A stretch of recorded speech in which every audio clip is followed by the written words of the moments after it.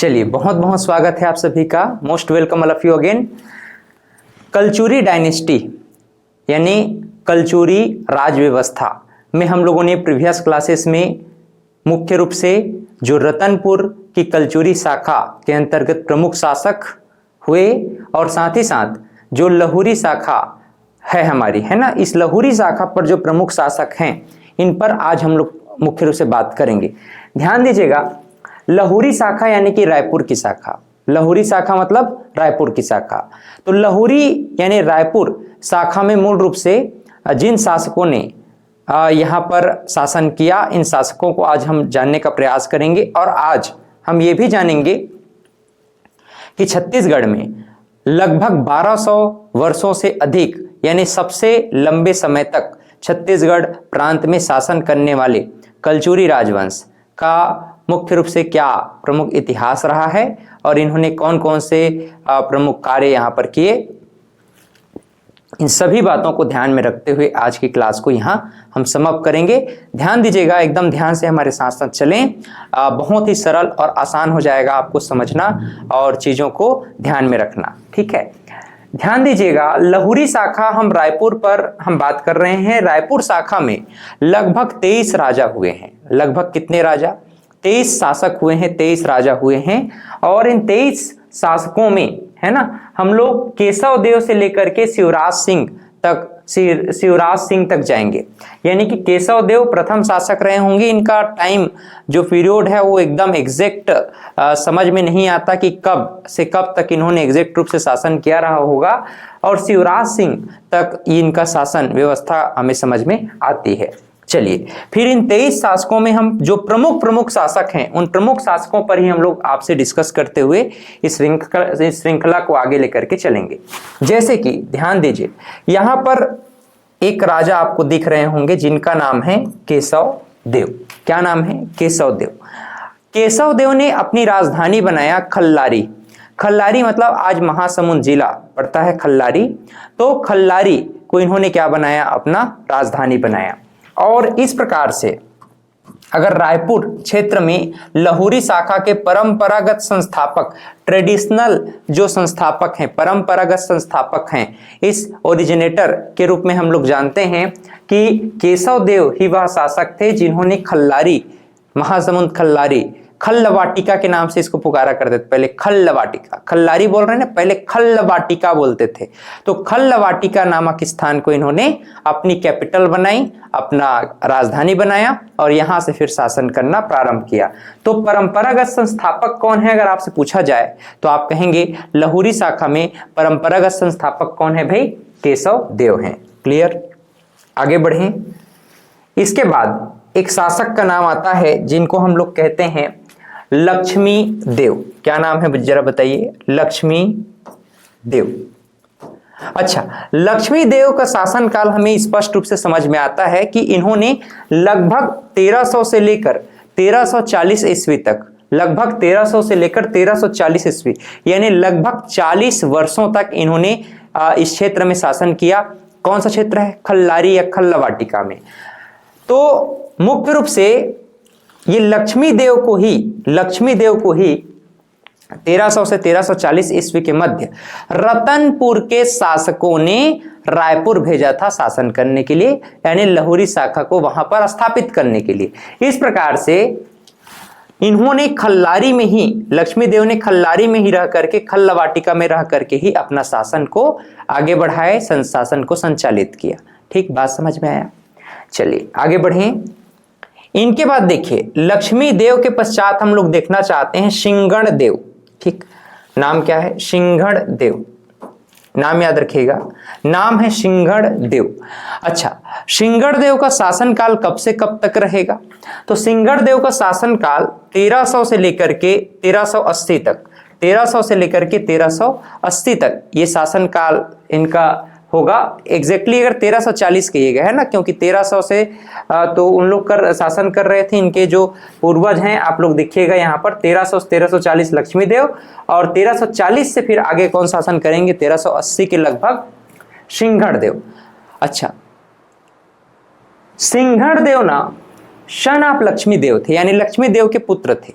और 18 गढ़ों पर विजय प्राप्त करने वाले शासक के रूप में भी हम सिंघड़देव को जानते हैं। सिंघड़देव का नाम यहाँ पर पुकारा जाता है। 18 गढ़ों पर इन्होंने विजय प्राप्त किया था और ये 18 गढ़ अभी हम लोग पढ़ेंगे। जो छत्तीसगढ़ में बहने वाली सबसे लंबी नदी, आप लोग अगर जान रहे होंगे तो कमेंट करके बताइए। छत्तीसगढ़ की सबसे बड़ी नदी अगर पूछा जाए, छत्तीसगढ़ की सबसे लंबी या सबसे बड़ी नदी अगर पूछा जाए तो है महानदी। लेकिन छत्तीसगढ़ के अंदर बहने वाली सबसे लंबी नदी अगर पूछा जाता है तो आप कहते हैं शिवनाथ नदी। तो शिवनाथ नदी के उत्तर में 18 गढ़ और शिवनाथ नदी के दक्षिण में 18 गढ़ की स्थापना है ना, किसके समय में हुआ? सिंघड़देव के समय में हुआ। कब से कब तक? 1340 से लेकर के 1380 के मध्य। इसी नाम से हम कहते हैं कि कलचुरियों ने गढ़ व्यवस्था को संचालित किया था। कलचुरियों ने गढ़ व्यवस्था को संचालित किया था। 18 गढ़ों की चर्चा यहाँ पर होती है, जो कि शिवनाथ नदी के उत्तर और शिवनाथ नदी के दक्षिण में 18 गढ़ों के विषय में बताया गया है, जो कि आगे चल करके हम लोग इस पर भी बात करेंगे।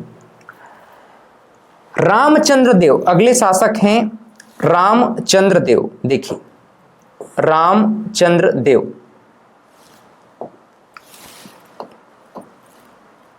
रामचंद्र देव ने 1380 से लेकर के 1400 ईस्वी तक शासन किया। कब से कब तक? 1380 से लेकर के 1400 ईस्वी, लगभग 20 वर्षों तक रामचंद्र देव ने शासन किया। और आयोग ने कई बार रामचंद्र देव को ही रायपुर का संस्थापक बताया है। तो आयोग की अगर माने तो आयोग कहता है कि रामचंद्र देव ही रायपुर के संस्थापक हैं।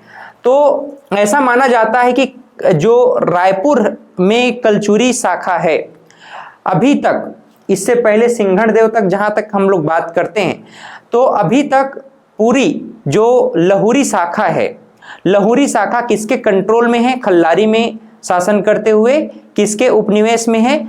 रतनपुर के शासकों के। लेकिन रायपुर लहुरी शाखा स्वतंत्र कब हुआ, यानी रतनपुर से स्वतंत्र कब हुआ? तो रतनपुर से स्वतंत्र मानते हैं हम इसे रामचंद्र देव के शासनकाल में 1380 से लेकर के 1400 ईस्वी के मध्य। रामचंद्र देव ही वह शासक हैं जिन्होंने रायपुर नगर को बसाया था। कौन सा नगर? जिसे आज हम छत्तीसगढ़ की राजधानी कहते हैं। छत्तीसगढ़ की राजधानी क्या है? आप लोग कमेंट करके मुझे बताएं। 2022 के कंडीशन में बताइएगा, है ना। तो 2022 के कंडीशन में छत्तीसगढ़ की राजधानी हम कहते हैं नवा रायपुर अटल नगर। तो नवा रायपुर अटल नगर छत्तीसगढ़ की राजधानी है। पहले रायपुर था, फिर नया रायपुर हुआ, फिर नवा रायपुर, फिर अटल नगर हो गया, और अब हम कहते हैं नवा रायपुर अटल नगर। अच्छा, रायपुर नगर की स्थापना किसने की थी? रामचंद्र देव ने। इनका पुत्र हुआ था, पुत्र का नाम था ब्रह्मदेव राय।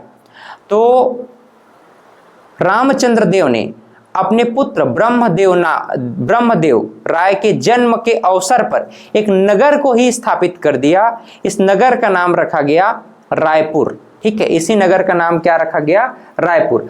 किसके जन्म के अवसर पर? ब्रह्मदेव के नाम पर नहीं था, एक्चुअली में ब्रह्मदेव के जन्म के अवसर पर नगर की स्थापना की गई थी। क्योंकि ब्रह्मदेव के नाम पर रहता तो ब्रह्मदेवपुर रहना चाहिए, रायपुर क्यों होगा? तो रामचंद्र देव ने रायपुर शहर की स्थापना की। किसके जन्म के अवसर पर? तो अपने पुत्र ब्रह्मदेव के जन्म के अवसर पर। क्लियर? आगे बढ़ेंगे। इसके बाद हम देखेंगे सीधा रामचंद्र देव के पुत्र ब्रह्मदेव राय के विषय में। रामचंद्र के पुत्र ब्रह्मदेव राय। ब्रह्मदेव राय ने 1400 से लेकर 1420 ईस्वी के मध्य, 1400 से लेकर 1420 ईस्वी के मध्य शासन किया छत्तीसगढ़ के लहुरी शाखा में। और इनको बहुत सारे उपाधियों से नवाजा गया था, जैसे वाकपति और द्वितीय भारत। देखो, दो प्रमुख उपाधियां हैं। इन उपाधियों को आप लोग को याद रखना, क्योंकि अगर मैं कहूं ये इंपॉर्टेंट है तो बिल्कुल अतिशयोक्ति नहीं होगी, क्योंकि यह इंपॉर्टेंट है। बिकॉज ब्रह्मदेव राय के समय में ही हमें कुछ विशेष टाइटल, विशेष उपाधियों के विषय में जानकारियां मिल रही हैं। तो वाकपति क्यों कहा गया? संगीत विद्या में यह पारंगत थे, निपुण थे ब्रह्मदेव राय। इसी नाम से ब्रह्मदेव को वाकपति की उपाधि मिली थी। दूसरा, इनको द्वितीय भारत कहा गया है। क्या?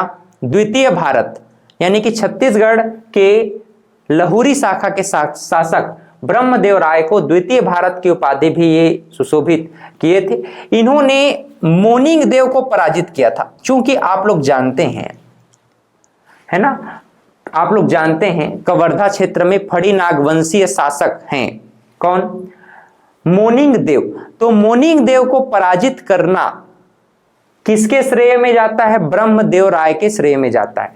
तो ब्रह्मदेव राय ने ही मोनिंग देव फड़ी नागवंशी शासक को पराजित किया और कवर्धा क्षेत्र को रायपुर लहुरी शाखा में शामिल किया।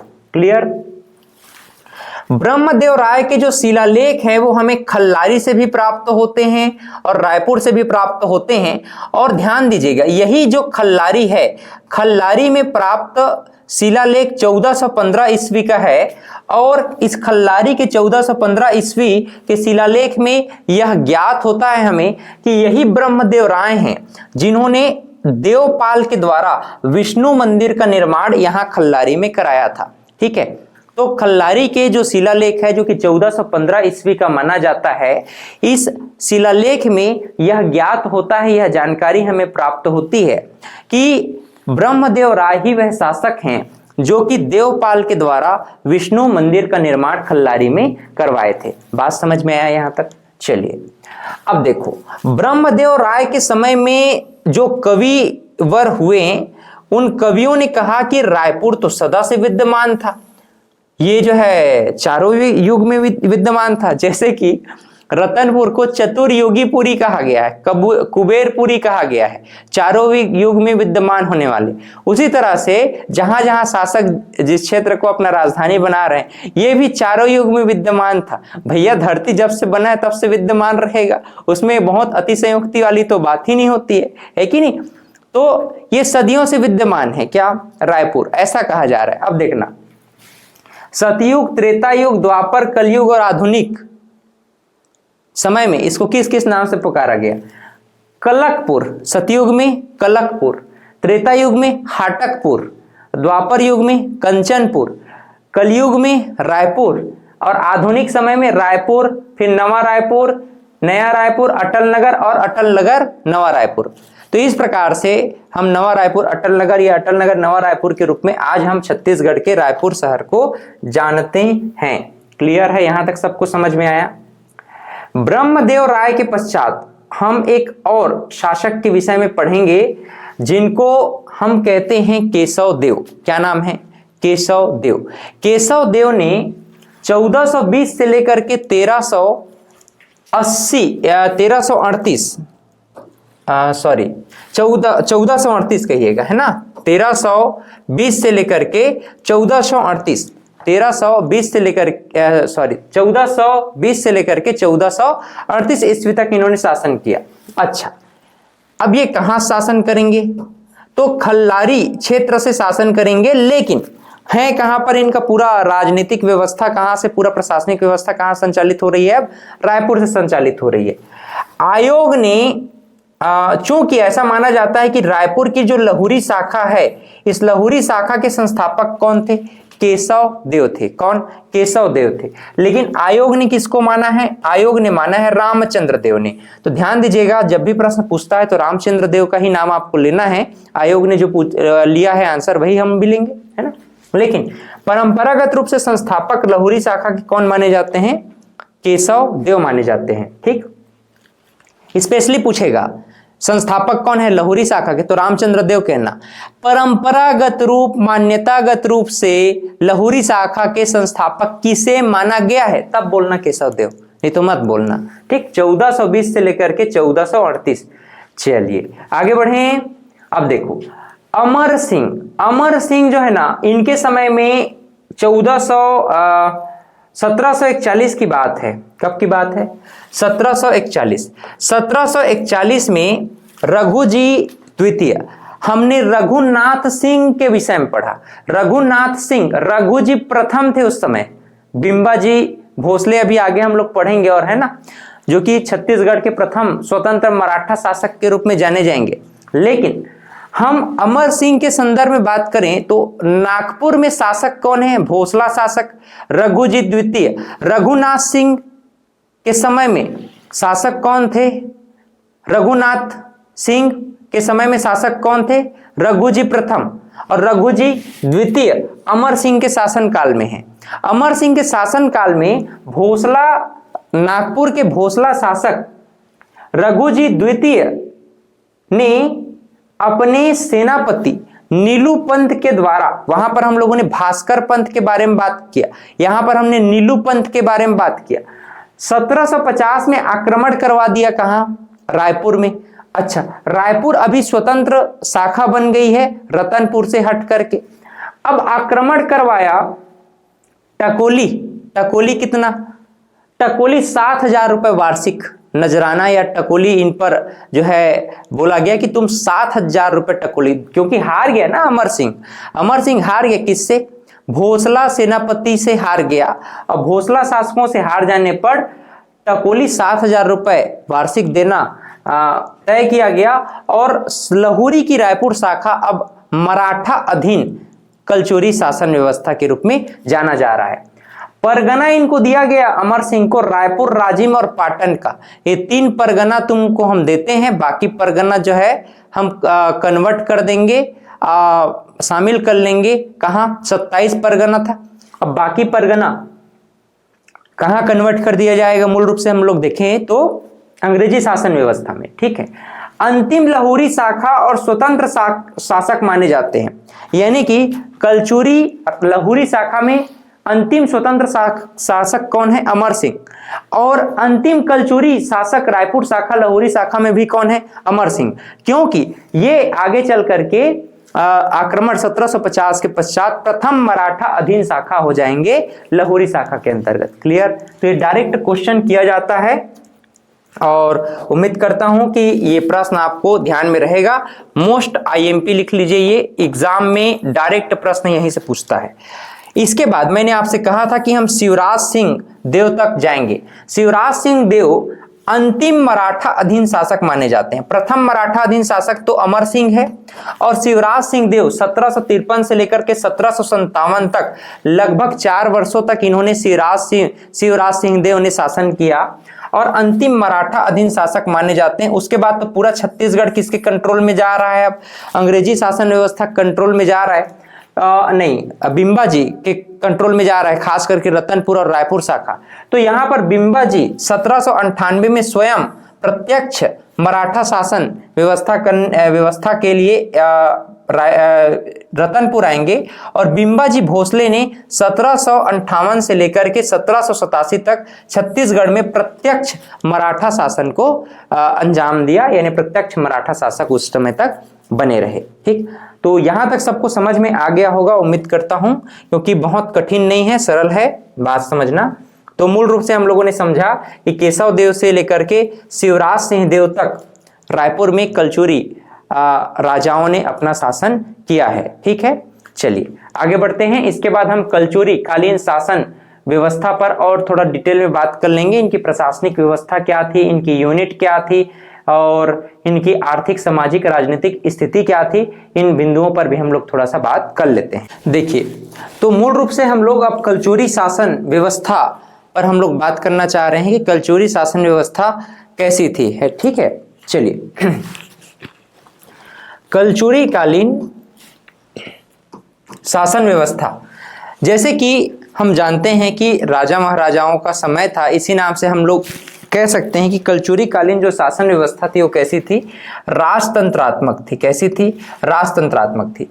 जैसे कि मैंने आपको बताया कि जो शिवनाथ नदी है, शिवनाथ नदी के उत्तर में 18 गढ़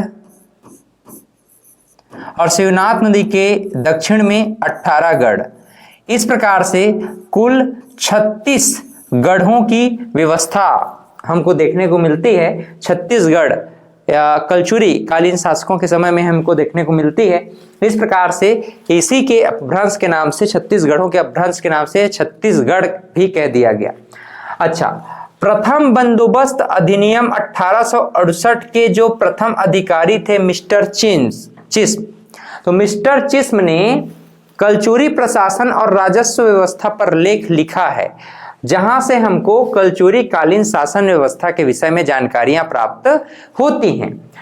ऐसा माना जाता है कि इनकी जो लैंग्वेज थी कलचुरी कालीन राजकीय भाषा, वह क्या थी? संस्कृत। वहीं पर जो छत्तीसगढ़ के जनमानस हैं, छत्तीसगढ़ के आम जनता है, छत्तीसगढ़ की आम जनता कौन सी बोली बोलती थी? तो छत्तीसगढ़ की आम जनता में छत्तीसगढ़ ही बोली प्रचलित थी। क्लियर? आगे बढ़ते हैं। हम इनके प्रशासनिक इकाई एडमिनिस्ट्रेटिव यूनिट यानी प्रशासनिक इकाई पर थोड़ा सा बात कर लेते हैं। देखिए, इनके प्रशासनिक प्रमुखों का विवरण हम लोग देखना चाहेंगे, जहां पर इनकी जो प्रशासनिक इकाई कुछ इस प्रकार से थी। अब देखना, एक क्या है? ग्राम। क्या है? ग्राम। अच्छा, ग्राम से भी बड़ा क्या होगा? बरहों। ग्राम से भी बड़ा क्या होगा? बरहों। और वहीं अगर बरहों से भी बड़ा अगर देखा जाए तो क्या है? गढ़।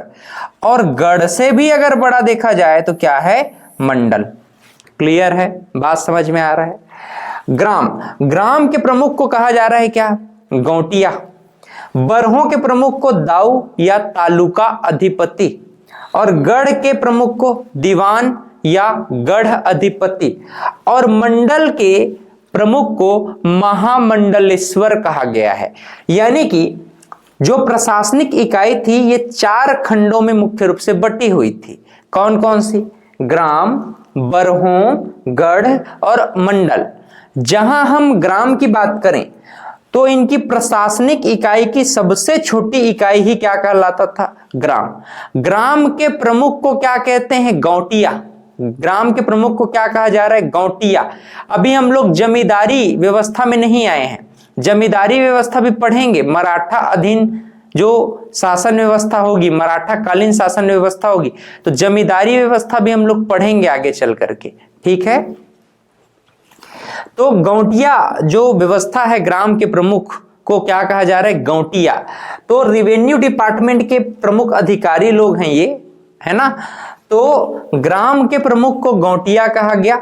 गांव जो है प्रशासन की सबसे छोटी इकाई है। बरहों की बात करें तो 12 गांवों के समूह को बरहों कहते थे। 12 गांवों के समूह को क्या कहा गया है? बरहों कहा गया है। और बरहों के प्रमुख को दाऊ या तालुका अधिपति कहते थे। यानी कि तालुका एक प्रकार का तहसील आप कह सकते हैं। ग्राम के प्रमुख को गौटिया, और ग्राम सबसे छोटी प्रशासनिक इकाई थी। वहीं अगर हम बात करें बरहों की, तो बरहों 12 गांवों का समूह होता था और इसके प्रमुख को दाऊ या तालुका अधिपति के नाम से पुकारा गया है।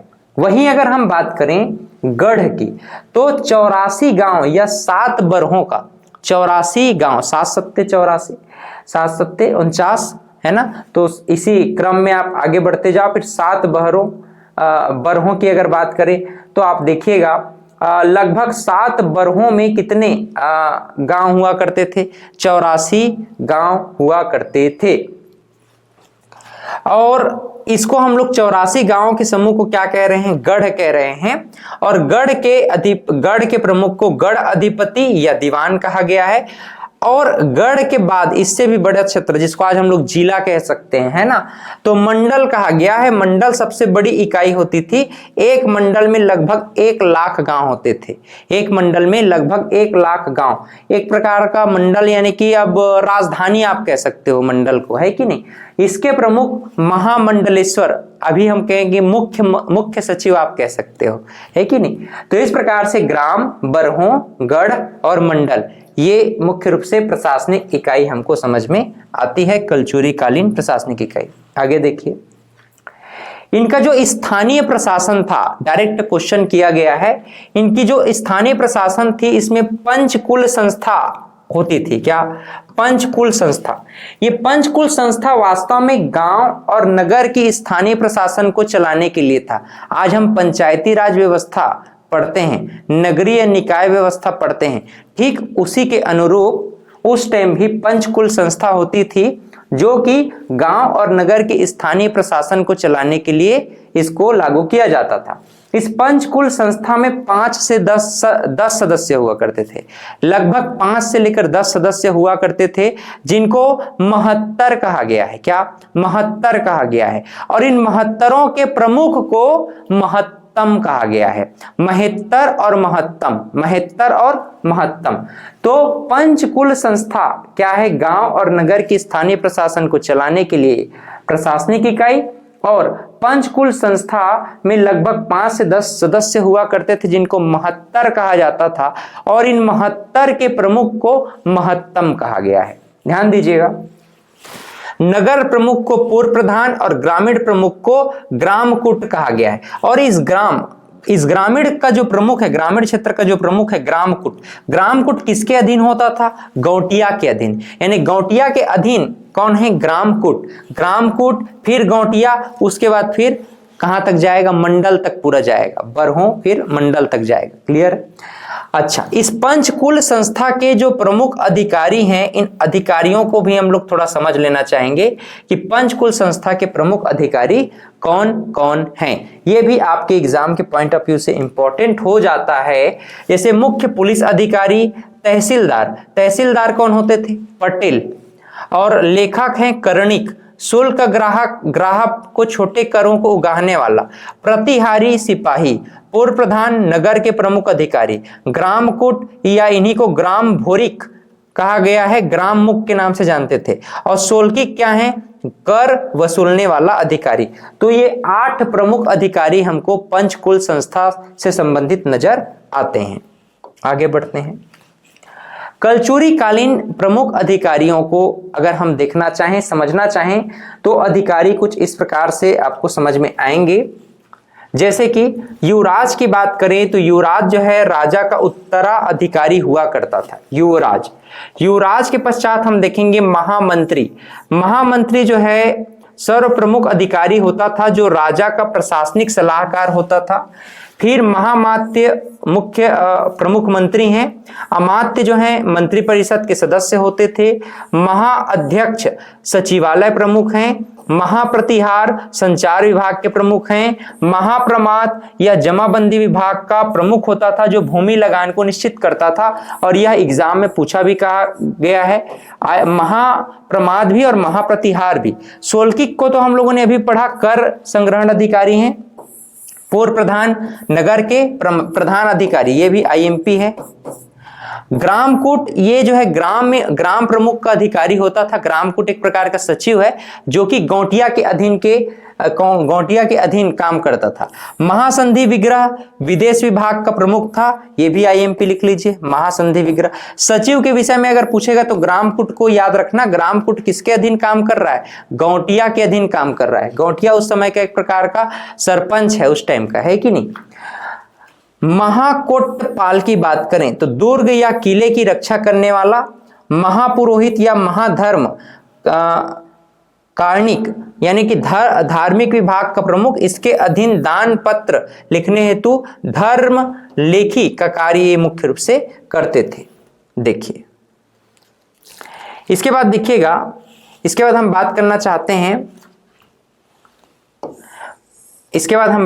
चाहते हैं ग्राम गमिक की। ठीक है, क्या? ग्राम गमिक यातायात प्रबंध का अधिकारी है। महाभंडारगिक मुख्य कोषाध्यक्ष हैं। महाबलाधिकृत, ये एग्जाम में पूछा भी गया है, महाबलाधिकृत तो प्रमुख सेनापति हैं। नैमित्तिक राज ज्योतिषी हुआ करते थे। अकारिक अधिकार पुरुष, ये राज्य के खानों का प्रमुख हुआ करता था। घट्टपति व तरपति, नावों की देखभाल करने वाला अधिकारी। दांडिक, आईएमपी लिख लो। दांडिक जो है न्याय अधिकारी हैं। और महाक्ष पाटलिक, ये राजस्व अधिकारी हैं, ये भी आईएमपी लिख लीजिए। महाक्ष पाटलिक। क्लियर? तो इन सभी अधिकारियों के नाम आपसे डायरेक्ट पूछ लिए जाते हैं कि ये प्रमुख अधिकारी कौन कौन हैं। तो इन प्रमुख अधिकारियों को आप लोग एक नजर में ध्यान में रखेंगे। क्लियर? चलिए आगे बढ़ें। इसके बाद कुछ पुलिस व्यवस्था और सैन्य व्यवस्था पर भी हम लोग बात करना चाहते हैं। जैसे पुलिस व्यवस्था की अगर मैं बात करूं तो दंडपाशिक, दुष्ट साधक, भाट और चाट। देखना नाम बड़ा प्यारा है। ठीक है। दंडपासिक, दुष्ट साधक, चाट और भाट, ये चार प्रमुख अधिकारी हैं जो कि पुलिस व्यवस्था से संबंधित है। दंडपासिक सर्वोच्च पुलिस अधिकारी के नाम से जाने जाते थे, है ना, जिनको आज हम लोग डीआईजी वगैरह के डीजीपी जैसे रैंक से जानते हैं ना, डीजीपी के रैंक से। तो सर्वोच्च पुलिस अधिकारी हैं दंडपासिक। दुष्ट साधक कौन है? चोर को पकड़ने वाला पुलिस अधिकारी।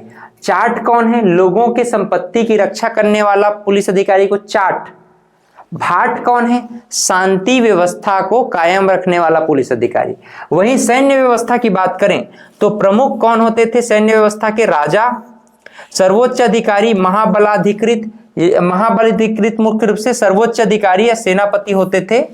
और हस्ती सेना के प्रमुख को महाति पीलुपति कहते थे। अश्व सेना के प्रमुख को महाअश्व साधनिक के नाम से पुकारा गया है।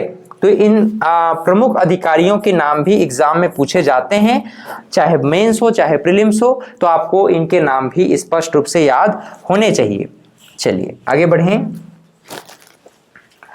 तत्पश्चात हम लोग देखना चाहेंगे इनके सोर्स ऑफ इनकम क्या थे, आय का स्रोत इनका मुख्य रूप से क्या था। जैसे कि नमक कर, खान कर, वन चारागाह कर, बाग बगीचा, आम महुए पर कर, आयात निर्यात इंपोर्ट एक्सपोर्ट पर जो टैक्स लगता है, नाव पर कर, सब्जियों पर कर, हाथी घोड़े पर कर, प्रत्येक घोड़े के लिए 2 पौर तथा हाथी के लिए 4 पौर, और मंडी पर सब्जी बेचने के लिए युगा परमिट जो दिन भर के लिए होता था, 2 युगाओं के लिए 1 पौर दिया जाता था। शादी पर कर जिसको मुंडोड़ुन जो मराठा काल का कर है, ये इस समय भी लागू था ऐसा माना जाता है। क्लियर? आगे बढ़ते हैं। अब इसी में देखिएगा इनकी जो सामाजिक स्थिति कैसी थी। जीवन उच्च कोटि का होता था निश्चित रूप से, इनका जो जीवन जो है उच्च कोटि का होता था निश्चित रूप से। वर्ण व्यवस्था निश्चित रूप से थी, ब्राह्मण, क्षत्रिय और वैश्य शूद्र की जो वर्ण व्यवस्था थी इनके समय में था। ब्राह्मण, क्षत्रिय, वैश्य का उल्लेख मिलता है किंतु शूद्र का उल्लेख कहीं पर नहीं मिलता, उनको निम्न श्रेणी का इस समय भी माना जा रहा है। ब्राह्मण पठन पाठन व राजकीय धर्म में भाग ले सकते थे, शूद्र अभी भी भाग नहीं ले सक रहे हैं। किसके संदर्भ में? कलचुरी शासन व्यवस्था के संदर्भ। और देखिए दरबार में पुरुषोत्तम तथा गंगाधर जैसे विद्वान मंत्री उपस्थित थे। ब्राह्मण को ग्राम को दान देने की परंपरा थी। स्त्रियों का स्थान उच्च था और कामकाज में मुख्य रूप से भाग लेती थी। इस समय बहुपत्नी तथा सती प्रथा जैसी कुरीति मौजूद थी। ठीक है, बहुपत्नी और सती प्रथा। बहुपत्नी का मतलब ये समझते हैं कि भाई एक से अधिक पत्नी रखना, एक से अधिक विवाह करना को बहुपत्नी प्रथा बोलते हैं। और सती प्रथा जैसी कुरीतियां भी मौजूद थी। यहाँ 43 प्रकार के वन्य जातियां पाई जाती थी। गोंड को सबसे बड़ी जाति मानी गई है। गोंड जो है सबसे बड़ी जनजाति थी इस समय में। आगे बढ़ें। आर्थिक स्थिति की अगर हम लोग बात करें, आर्थिक स्थिति, तो आर्थिक स्थिति बहुत समृद्ध थी कुबेरपुरी में, यानी कि रतनपुर में। नए नगरों का निर्माण भी होता रहा है, जैसे कि रतनपुर, रायपुर, मल्लाल, है ना, इस बहुत सारे नए नए नगरों का, जैसे तखतपुर हो गया, है ना, दुर्ग क्षेत्र, अकलतरा हो गया, जांजगीर हो गया। तो नए नए नगरों का हम लोग देखते हैं कि यहाँ पर विस्तार हो रहा है। अच्छा, राजा की आय का मुख्य साधन क्या था? तो भूमि कर था। ये आईएमपी याद रखिएगा। राजा जो है मुख्य रूप से किस टैक्स से मुख्य आय प्राप्त करता था? तो वह टैक्स क्या है? भूमि कर है, रेवेन्यू डिपार्टमेंट से संबंधित। कलचुरी कालीन प्रमुख साहित्य की अगर हम बात करें तो गोपाल चंद्र मिश्र, रतनपुर के राज सिंह देव के राजाश्रय प्राप्त इनको था। छत्तीसगढ़ के वाल्मीकि के नाम से गोपाल चंद्र मिश्र को जाना जाता है। बहुत ही आईएमपी याद रखिएगा। कलचुरी कालीन कवि अगर पूछा जाए जिनको छत्तीसगढ़ का वाल्मीकि कहा गया है, वह कलचुरी कालीन कवि हैं गोपाल चंद्र मिश्र, जो कि राजा राज सिंह देव के आश्रय में प्राप्त था इनको। इनके द्वारा रचित ग्रंथ है खूब तमाशा 1746, राम प्रताप अपूर्ण, सुदामा चरित्र, जैमिनी और चिंतामणि। ठीक, इनके रचनाओं को भी कभी कभी पूछ लिया जाता है। छत्तीसगढ़ के वाल्मीकि गोपाल चंद मिश्र। रेवाराम बापू की अगर बात करें तो सार रामायण दीपिका, गीता माधव महाकाव्य है, रामाश्रय, तारीख ए हई वंशीय, रतनपुर का इतिहास, माता का भजन, नर्मदा कंटक, विक्रम विलास, गंगा लहरी, दोहावली, कृष्ण लीला का भजन, ब्राह्मण स्रोत, रत्न परीक्षा, लोक लावण्य, वृत्तांत, ये प्रमुख रचनाएं जो हैं रेवाराम के विषय में जानकारियां प्रदान करता है। क्लियर। चलिए अंतिम में हम देख लेते हैं जो छत्तीसगढ़ की सबसे बड़ी सहायक नदी, महानदी की सबसे बड़ी सहायक नदी जिसको हम लोग बोलते हैं शिवनाथ नदी। तो शिवनाथ नदी के उत्तर में और शिवनाथ नदी के दक्षिण में, शिवनाथ नदी के उत्तर में और शिवनाथ नदी के दक्षिण में पानापरस की पहाड़ी से शिवनाथ नदी का उद्गम हो रहा है। ये अंबागढ़ चौकी यानी कि आज हम कहें तो कौन सा जिला पड़ता है जी? अगर शिवनाथ नदी का अगर हम उद्गम देखें तो पानाबरस की पहाड़ी, अंबागढ़ चौकी, तो ये तो एमएमसी पड़ता है, मोहला मानपुर चौकी, अंबागढ़ चौकी। तो मूल रूप से राजनांदगांव जिला पहले था, लेकिन अब पानाबरस की अगर हम बात करें, पानाबरस की पहाड़ी में शिवनाथ नदी का उद्गम होता है। छत्तीसगढ़ में 290 किलोमीटर बहती है। इस प्रकार से छत्तीसगढ़ में बहने वाली सबसे लंबी नदियों में से शिवनाथ नदी को माना जाता है। 287 किलोमीटर कौन बहता है? महानदी छत्तीसगढ़ में। लेकिन छत्तीसगढ़ की सबसे लंबी और बड़ी नदी क्या है? महानदी। लेकिन छत्तीसगढ़ में बहने वाली सबसे लंबी नदी पूछा जाए तो आप कहना शिवनाथ नदी। और छत्तीसगढ़ में महानदी की सबसे बड़ी सहायक नदी भी क्या है? तो शिवनाथ नदी। शिवनाथ नदी के उत्तर में कितने गढ़? 18 गढ़। और शिवनाथ नदी के दक्षिण में कितने गढ़? 18 गढ़। इस प्रकार से टोटल कितने गढ़? तो हम देखें तो 36 गढ़। तो देखो बिलासपुर, कोरबा, जांजगीर चांपा, बलौदा बाजार, बेमेतरा मध्य प्रदेश, गौरेला पेंड्रा मरवाही है ना, कोरोमंडल प्रदेश बोलते थे उस टाइम इसको, रत्नदेव प्रथम के समय में इसी को क्या कहा गया है? कोरोमंडल प्रदेश कहा गया है, गौरेला पेंड्रा मरवाही को, है कि नहीं?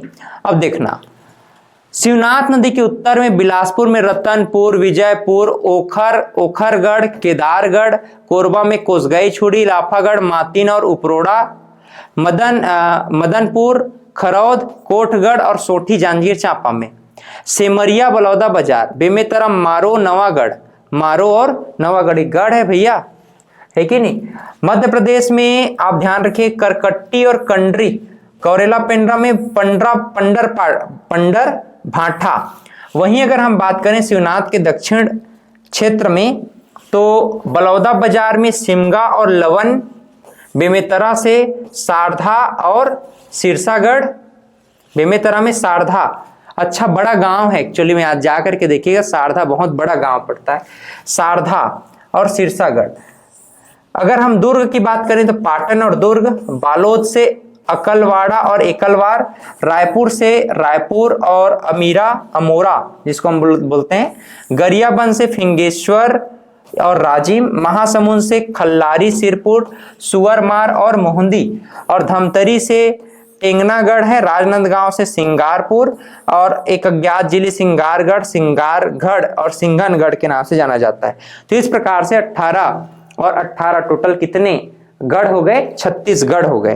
तो इसी का अपभ्रंश आगे चल करके इस छत्तीसगढ़ कह दिया गया है ना, छत्तीसगढ़, चेदी महाजनपद, फिर इसका भ्रंश छत्तीसगढ़ हुआ, फिर छत्तीसगढ़ आया तो इसको हम लोग छत्तीसगढ़ कह दिए। क्लियर?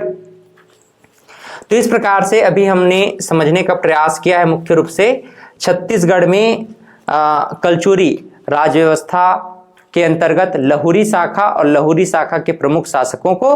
तत्पश्चात हम लोगों ने जाना कि लहुरी शाखा के अंतर्गत और रतनपुर शाखा के अंतर्गत अगर हम छत्तीसगढ़ में मूल रूप से कलचुरी शासन व्यवस्था देखें तो इनकी प्रशासनिक व्यवस्था क्या थी, प्रशासनिक इकाई क्या क्या थी, इन सभी बिंदुओं पर हम लोगों ने डिस्कस किया। उम्मीद करता हूं आपको क्लास समझ में आया होगा, पसंद भी आया होगा। तो मिलते हैं नए क्लास में, तब तक के लिए इसी तरह से आप लोग पढ़ते रहें और आगे बढ़ते रहें। Have a great day.